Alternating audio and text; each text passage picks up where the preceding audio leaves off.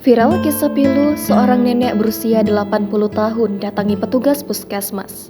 Nenek berusia 80 tahun tersebut diketahui datang seorang diri tanpa didampingi siapapun. Petugas puskesmas sempat mengira bahwa nenek tersebut datang untuk berobat. Namun yang membuat petugas puskesmas itu kaget adalah nenek tersebut datang bertanya soal suntik mati. Momen nenek datangi petugas puskesmas itu diunggah oleh akun TikTok @bct.fckayu Selasa 5 September. Dalam video yang dibagikan oleh akun tersebut, terlihat seorang nenek berbaju coklat sedang duduk sendirian di ruang tunggu pasien di puskesmas. Menurut laporan dari akun TikTok tersebut, nenek berusia 80 tahun ini datang ke puskesmas tanpa pendamping dan tanpa membawa tanda pengenal. Dalam unggahan tersebut juga terdapat transkrip percakapan antara petugas puskesmas dan nenek tersebut. Ketika petugas bertanya dengan siapa nenek datang, nenek menjawab bahwa dia datang sendirian sambil berjalan kaki. Dan ketika ditanya tentang anak dan cucunya, nenek tersebut menjawab bahwa mereka tidak ada dengan nada sedih. Saat ditanya tentang keluhan kesehatannya, nenek tersebut justru bertanya tentang suntik mati dengan suara terbata-bata.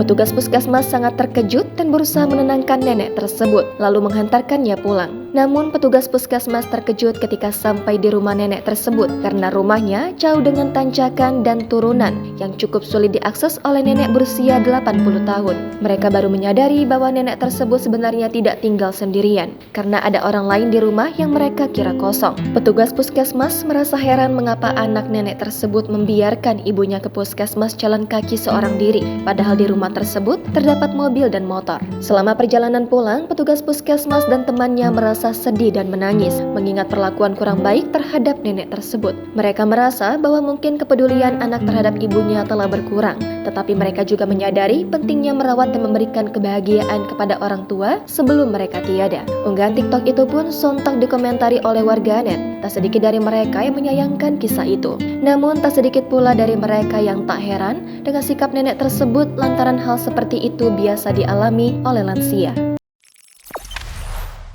Jangan lupa subscribe, share, komen, dan like ya!